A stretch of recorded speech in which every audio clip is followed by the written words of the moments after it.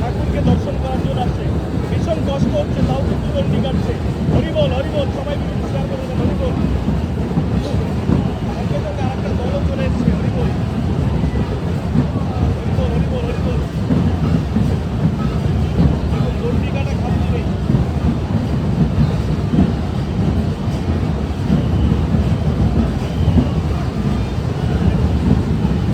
এনাদের কিছু মানত করেছিল ঠাকুর কাছে, কিছু বলেছিল, সেটা পূর্ণ হয়ে গেছে। এই কারণেই কিন্তু কামনা সাগর থেকে স্নান করে ঠাকুর বাড়িতে যাচ্ছেন, এই ঠাকুরের কাছে যাচ্ছেন। ঠিক আছে, এটা ফুল কমপ্লিট হয়েছে।